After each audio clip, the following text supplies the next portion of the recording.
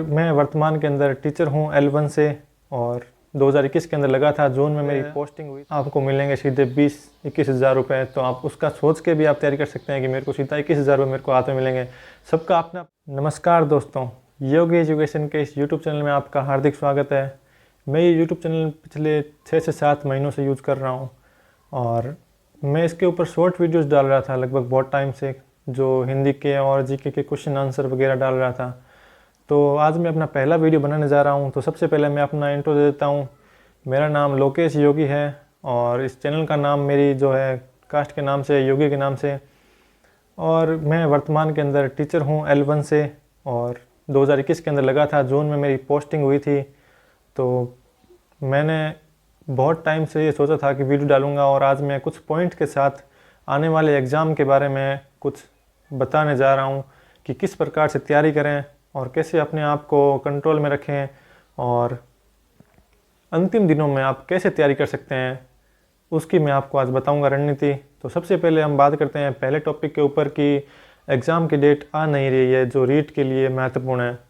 Exam की date नहीं आ रही तो आप उसके बारे में इतनी चिंता मत कीजिए, क्योंकि एग्ज़ाम की डेट नहीं आएगी तो उससे आपको बेनिफिट ही मिलेगा, आपको फ़ायदा मिलेगा। आप अच्छे से पढ़ पाओगे और आपकी तैयारी और अच्छी हो पाएगी, जैसा कि मेरे साथ हुआ था। 2021 के अंदर रीट के अंदर अप्रैल के अंदर एग्ज़ाम होना था और मेरी तैयारी अच्छी नहीं थी और एग्ज़ाम आगे गया, उससे मेरे को तैयारी करने का अच्छा मौका मिला और मैंने बहुत अच्छे तरीके से तैयारी की और मेरा सिलेक्शन हो गया। तो अगर एग्ज़ाम डेट आगे जा रही है तो उससे आपको फ़ायदा ही मिलेगा। आप नेगेटिव मत सोचो, पॉजिटिव रहो, तो उससे आपको फ़ायदा ज़रूर मिलेगा। और दूसरा पॉइंट ये है कि अभी एग्ज़ाम डेट नहीं आई है तो आप कैसे तैयारी करें। तो उसके लिए ये एग्ज़ाम डेट जब तक नहीं आती तो आप नॉर्मल जैसे अभी तैयारी कर रहे हैं वैसे तैयारी करते रहें और रिवीजन करते रहें। जैसे आपका सिलेबस तो लगभग हो चुका होगा, रिवीजन करते रहें और नॉर्मल 6-7 घंटे या 8 घंटे आप जितनी भी तैयारी कर रहे हैं, जितना टाइम दे रहे हैं उतनी तैयारी करते रहें, आपके लिए वो फ़ायदा होगा। और फिर अंतिम दिनों में जैसे एग्ज़ाम डेट आ जाती है तो उसके बाद में अपने आप को थोड़ा कंट्रोल करें और टाइमिंग को थोड़ा अच्छे से बढ़ाएं और फिक्स टाइमिंग जो है आपका कर लें, टाइम टेबल बनाने, उस हिसाब से आप पढ़ाई करें। जिस टाइमिंग पे जो आप सब्जेक्ट पढ़ते हैं उसको हमेशा पढ़ो, तो उस टाइम आपको वो अच्छे से याद होगा, ठीक है। और अंतिम दिनों में ये है कि जैसे मान लो एग्ज़ाम की डेट आ जाती है और 1 महीना रहता है एग्ज़ाम का, तो उन दिनों में आप सबसे पहले महत्वपूर्ण ये है कि आप MCQs निकालें। उसके जो विगत प्रश्न आए हुए हैं 1 महीने तक, आप सारा मैटर छोड़ दें और सिर्फ क्वेश्चन आंसर निकालें जितने हो सके। 1000, 2000, 3000, 4000, 5000 जितने हो सके आप क्वेश्चन आंसर करोगे तो उससे आपको बेनिफिट मिलेगा, क्योंकि आपने जितना पढ़ना था वो आप पढ़ चुके हो। अब 1 महीने में आप क्या पढ़ोगे, क्वेश्चन आंसर जितने निकलाओगे ना आपको उतना फ़ायदा मिलेगा।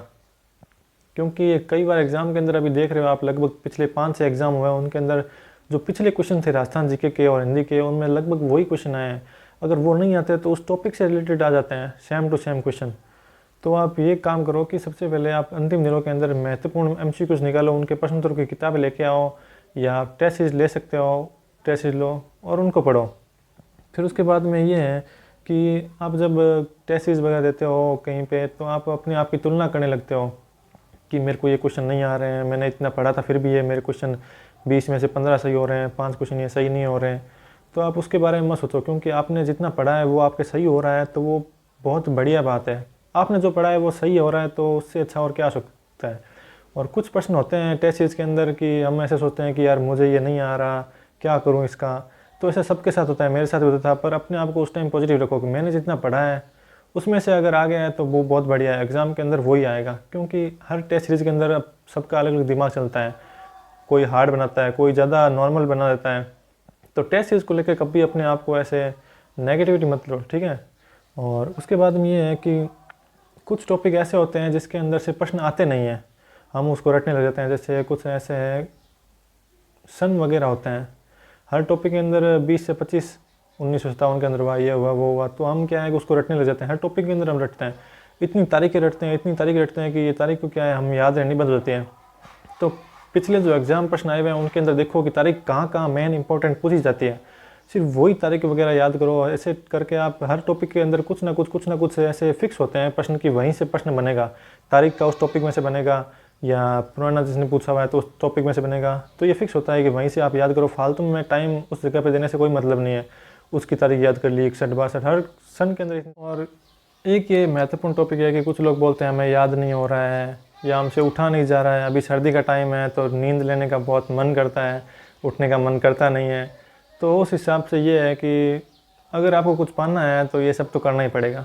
6-7 महीने का टाइम है, आप खुद को 6-7 महीने अच्छे से दो। सुबह 5 बजे या 6 बजे उठ के पढ़ो। ज़्यादा ऐसा ज़रूरी नहीं है कि आप 4-4 बजे उठो, आप 6 बजे उठ के पढ़ सकते हो। रात को 12 बजे तक पढ़ो, सुबह 6 बजे उठ के पढ़ो।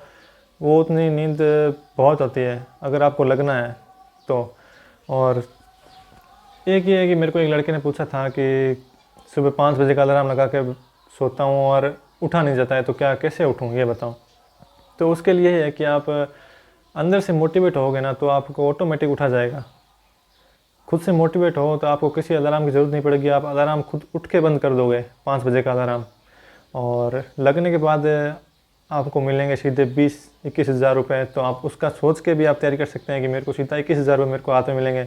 सबका अपना अपना क्लिक मतलब किक होती है। मेरे भी ऐसा था कि पैसे मिलेंगे या ये होगा वो होगा, बहुत सारे चेंजेस आ जाते हैं लाइफ के अंदर लगने के बाद, मेरे भी आ चुके हैं। तो आप सबका कुछ ना कुछ ऐसे मामला होता है कि किसी ना किसी चीज़ को पाने के लिए हम तैयारी करते हैं, और किसी का वैसा होता है कि ठुकरा के मेरा प्यार मेरा इंतकाम देखेगी। उस हिसाब से आप मतलब कुछ ना कुछ किक अपना अपना होता है। आप किसी के साथ शर्त भी रख सकते हैं कि यार अपनी ये शर्त लग गई, अगर मैं लग गया तो तू ये करेगा, और मैं नहीं लगा कि तो मैं ये कर दूंगा। इस हिसाब से आप शर्त रख सकते हैं, तो आपके दिमाग में वो रहेगा। और भी बहुत सारी बातें होती हैं, जैसे मेरा था कि मैंने धीर सिंह धाबाई के साथ चैलेंज किया था यूट्यूब के अंदर। मैंने कमेंट किए थे उनके कि मैं रीट क्लियर करूंगा और उसके बाद मैं आपके साथ एक इंटरव्यू वाला वीडियो बनाऊंगा। मैंने वो स्क्रीनशॉट भी लेके रखे थे। सर से मैंने बात की, सर ने मेरे को कहा कि यहाँ पर जाओ हम आपका इंटरव्यू लेंगे, पर मैं गया नहीं था सर के पास। सर से मेरी बात होती है, नंबर भी कॉन्टैक्ट में है हमारे। तो इस हिसाब से आप किसी के साथ शर्त रख सकते हैं या किसी के साथ वादा कर सकते हैं कि मैं लगूंगा। कुछ चीज़ें आप छोड़ सकते हैं कि ये मैं लगने के बाद ये चीज़ करूँगा, मैंने भी किया था ऐसे। तो बहुत सारी चीज़ें आप ये सब करके आप अपने आप को थोड़ा कंट्रोल में रख सकते हैं पढ़ाई के लिए, और खुद से मोटिवेट हो अंदर से। किसी की 2 बातें सुन के आप मोटिवेट ज़्यादा देर नहीं रह सकते। अंदर से जो मोटिवेट निकलेगा ना वो सबसे बेस्ट होगा। तो आज के लिए इतना ही कहना चाहूँगा। बहुत बड़ा हो गया ये वीडियो, 5 से 7 मिनट का पहला वीडियो था। अगर आपको पसंद आए तो इसको शेयर कीजिएगा, और मेरा जो चैनल है आप लाइक कीजिएगा। मैं बहुत ही अच्छे अच्छे क्वेश्चंस डालता हूँ उसके अंदर, MCQs, जो आप बस 1 मिनट आपको देखना होता है या 10 मिनट 10 सेकंड 15 सेकंड, ज़्यादातर मेरे ऐसे ही क्वेश्चन होते हैं। और मैं बहुत सारे जो क्यूज़ भी डालता हूँ यूट्यूब के अंदर, वो भी आपके लिए फ़ायदेमंद है। तो आपको अगर पसंद आए तो ज़रूर सब्सक्राइब कीजिएगा, और इस वीडियो को लाइक कीजिएगा और शेयर कीजिएगा। Thank you so much.